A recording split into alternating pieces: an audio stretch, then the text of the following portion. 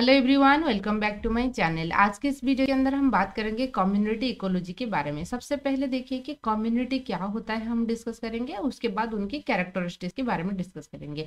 Community क्या होता है, देखिए जैसे कि एक फ्लावर हो गया तो हम उसको एक इंडिविजुअल मान के चलेंगे। इसी तरीके से मान लीजिए 50 फ्लावर आपके पास है तो ये हो गया फ्लावर की population, group of similar species present in a particular area, तो हम उसको फ्लावर की पॉपुलेशन मान के चलेंगे।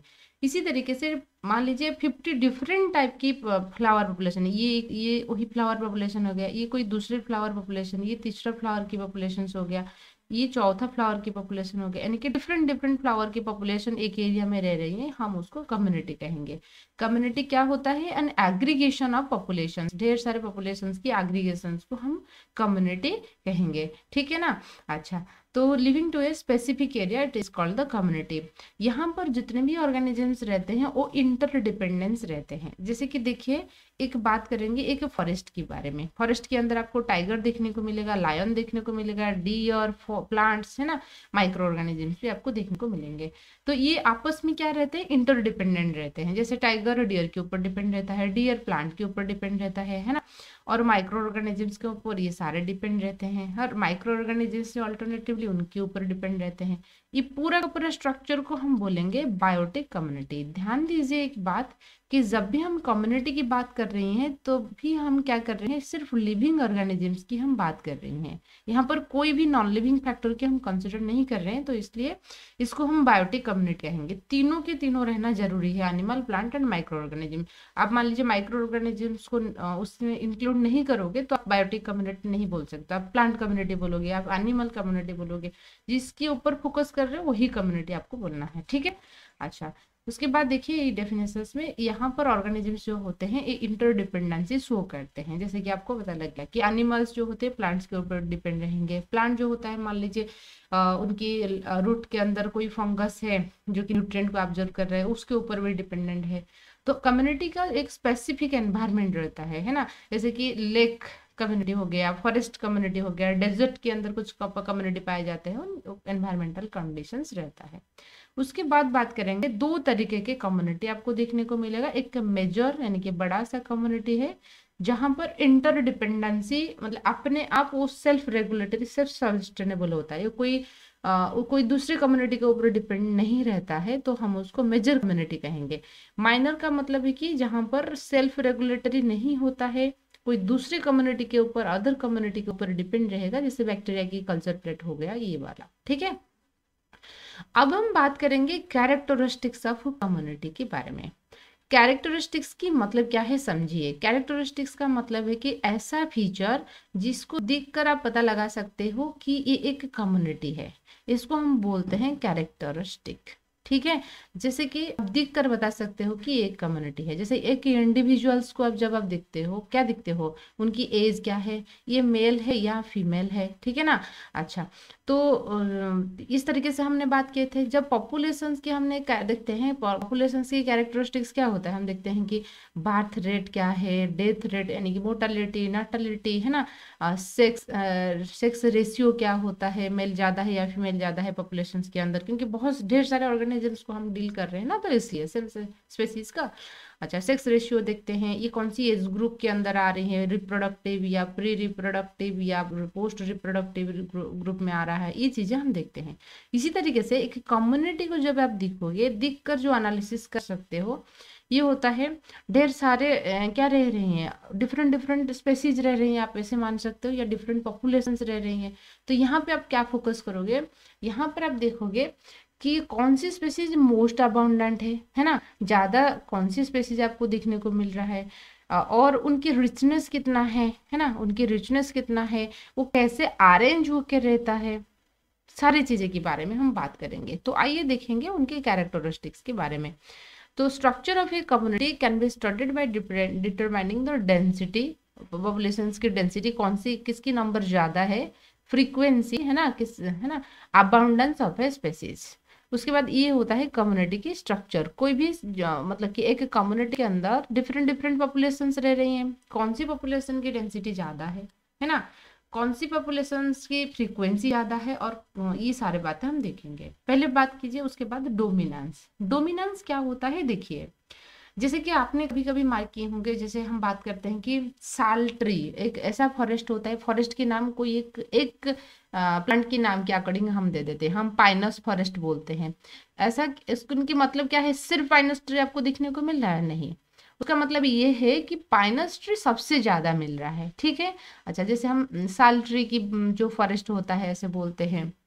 तो इसी तरीके से देखिए, मान लीजिए यहाँ पर एक एग्जाम्पल है, ए आपको कितने बार दिखाई दे रहा है, 2 4 6 8, 8 टाइम्स ए दिखाई दे रहा है। बी आपको 3 टाइम्स, और सी 2 टाइम्स, डी 3 टाइम्स मिल रहा है। तो इसका मतलब है कि ए की जो नंबर है वो ज्यादा है और उनकी बायोमास भी ज्यादा है, तो इसलिए हम उसको उनकी डोमिनेटेड स्पेसीज कहेंगे। कहीं बार उसकी नाम के आधार के ऊपर इस कम्युनिटी के नाम ही दे रखा है, ठीक है। तो ये होता है उनकी डोमिनेंस की मतलब वही है। फिर बात करेंगे डाइवर्सिटी। डाइवर्सिटी का मतलब है कि variety. The community consist of different group of plant and animals of different species के रहता है। If a variety of species present in a community it is called rich ecosystems. इसका मतलब क्या है, अच्छे से समझिए।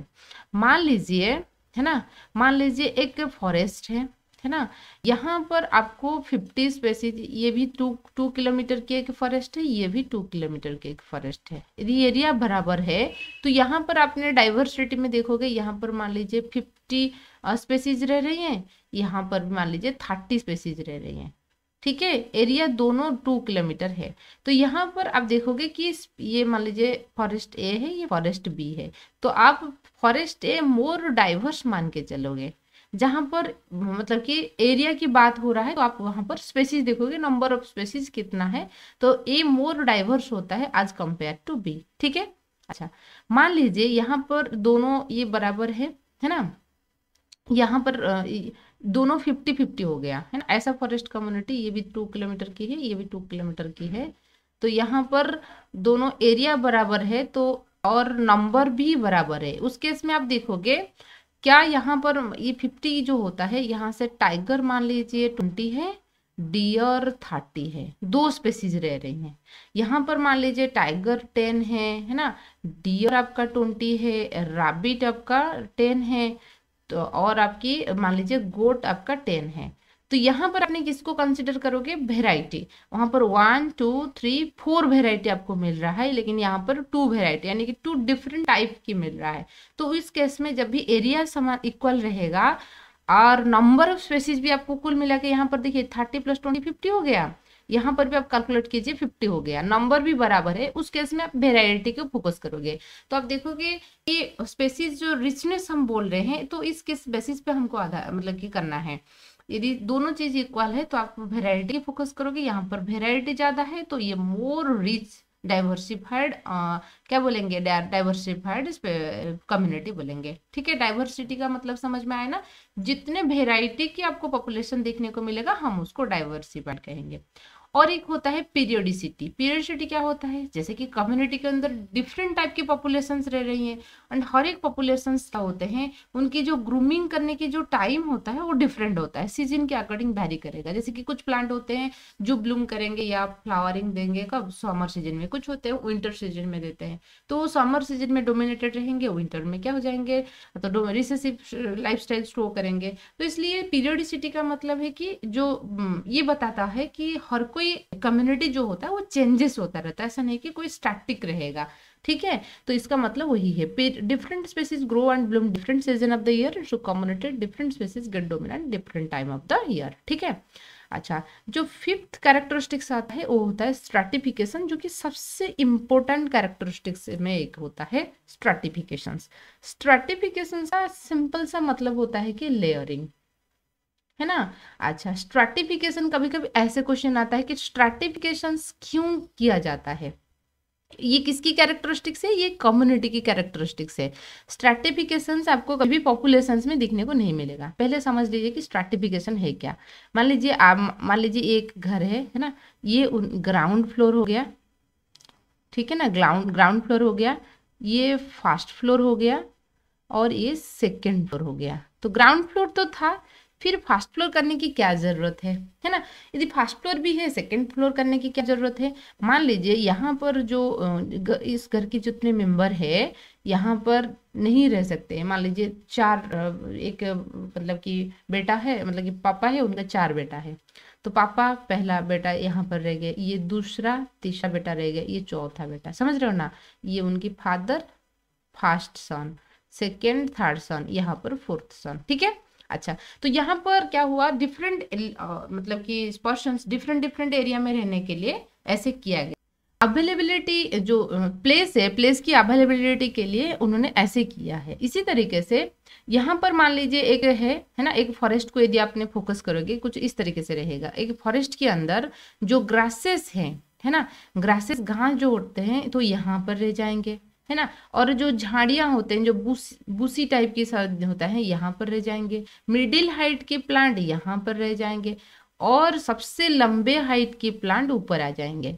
क्यों ऐसे हो रहा है, क्योंकि उनकी एक पर्पज है कि जिसको ज्यादा सनलाइट की जरूरत होता है वो ऊपर रहेगा, है ना। तो उसकी उससे लेस जो होता है वो इस लेयर में आ गया और उसको उससे लेस जिसको चाहिए वो इस लेयर के अंदर आ गया। और ग्रासेस वगैरह जो होता है उसको तो बहुत लेस सनलाइट की जरूरत होता है, तो इसलिए ये स्ट्रैटिफिकेशन हो गया। समझ में आया ना आपको बातें। स्ट्रैटिफिकेशंस क्या होता है, स्ट्रैटिफिकेशंस का सिंपल सा मतलब हो क्या होता है कि मतलब कि layering. Natural forest community possess a number of layers, ठीक है। अच्छा, layering of habitat for a maximum use of available resource. तो जो ज़्यादा रिसोर्स यूज करने के लिए कोशिश करेगा तो उनकी हाइट बढ़ जाएगा, ठीक है। जैसे कि प्लांट के अंदर टॉल प्लांट सबसे ऊपर आपको दिखने को मिलेगा, उससे नीचे जो स्मॉलर प्लांट्स, उसके बाद झाड़ियाँ वगैरह रहेंगे, उसके बाद आपकी घास वगैरह रहेंगे। तो इस तरीके से आपको स्ट्रैटिफिकेशन देखने को मिलेगा, ठीक है। अच्छा, स्ट्रैटिफिकेशंस दो तरीके के होता है, एक वर्टिकल स्ट्रैटिफिकेशन, एक हॉरिजॉन्टल स्ट्रैटिफिकेशन। देखिए वर्टिकल का मतलब क्या है, जैसे आपने इस फॉरेस्ट यहाँ पे आप खड़े हो, है ना, यहाँ पर आप खड़े हो तो आप ऐसे ऊपर मतलब कि देखा आपको ये मतलब कि यहाँ पे खड़े होकर आप सारे लेयर को दिख सकते हो, ठीक है। सबसे लंबे हाइट की प्लांट, मीडियम हाइट की प्लांट, फिर बुशिस टाइप की प्लांट और ग्रासेस सब कुछ देख सकते हो। यहाँ पर आपने खड़े हो, आपको कहीं इधर उधर घूमने की जरूरत नहीं है, एक एरिया पे आपने यानी कि जमीन को नहीं छोड़ा है, आप एक एरिया में रहकर सारे चीजों को फील कर पा रहे हो कि ये लेयरिंग है। हॉरिजॉन्टल स्ट्रैटिफिकेशन क्या होता है, आपको आगे चलना पड़ेगा, ठीक है ना। वर्टिकली आप जमीन पे खड़े होके ऐसे देख सकते हो, लेकिन यहाँ पर क्या होगा, आपको इस तरीके से ऊपर ऊपर जाना पड़ेगा, है ना, जमीन को छोड़ के यानी कि ऊपर ऊपर जाना पड़ेगा। देखिए उनकी एग्जांपल देखिए, एक हिल स्टेशन की बात कीजिए, है ना। हिल स्टेशन में आप देखोगे एकदम ऊपर आपको बैरन रॉक यानी कि कोई भी प्लांट वगैरह देखने को नहीं मिलेगा। पहाड़ी की जो नीचे हिस्सा होता है, ये वाला हिस्सा, यहाँ पर आपको फॉरेस्ट नजर आएगा, क्योंकि यहाँ पर ज्यादा क्या होता है, न्यूट्रिशन पाया जाता है, बारिश होगा आ जाने के बाद यहाँ पर। तो उसके ऊपर needle tree forest, cushion plant, फिर मॉस लाइकेंस ऊपर रहेंगे, सबसे ऊपर आपको रॉक।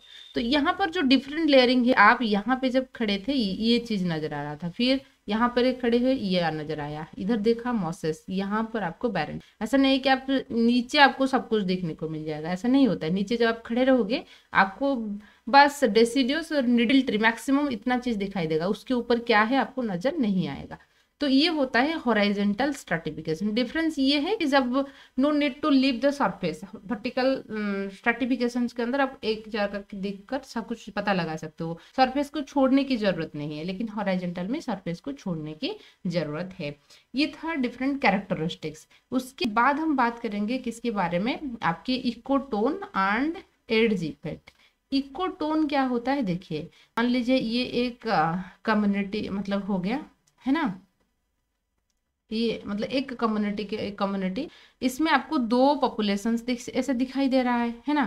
अच्छा, मान लीजिए ये कम्युनिटी के अंदर ये पॉपुलेशंस और दूसरा ये आपका एक पॉपुलेशंस।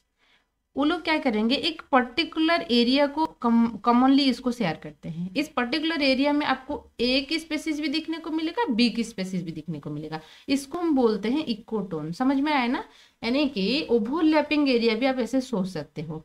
और यहाँ पर आपको डाइवर्सिटी सबसे ज्यादा देखने को मिलेगा। क्या होता है ना, देखिए मान लीजिए ये पॉपुलेशन है, ये बी वाला पॉपुलेशन, ये भी इस एरिया में रह रहा है, उनका एक पर्टिकुलर हैबिटेट रहेगा, पर्टिकुलर क्लाइमेटिक कंडीशंस रहेगा, बी का भी एक पर्टिकुलर क्लाइमेटिक कंडीशंस रहेगा, है ना। लेकिन ए एंड बी की जो ये जो जोन बन गया, ये जो जोन जहां पर ए भी आपको देखने को मिलेगा, बी भी देखने को मिलेगा, इसको हम एड्ज इफेक्ट कहते हैं। यहाँ पर एनवायरमेंट कुछ ऐसा होता है दोनों स्पेसीज के लिए सुइटेबल रहेगा। इस एरिया को हम बोलते हैं इकोटोन। यहाँ पर जो जैसे जितना वेराइटी की स्पेसीज आपको मिल रहा है ना, इसको हम बोलते हैं एड्ज इफेक्ट। ठीक है, अच्छा, तो ये होता है आपकी different characteristics of a community. तो आई होप आज की वीडियो आपको पसंद आ रहा होगा, समझ में भी आ रहा होगा। वीडियो पसंद आए तो लाइक कीजिए, सब्सक्राइब कीजिए एंड आपकी दोस्त के साथ भी शेयर कीजिए। Thank you.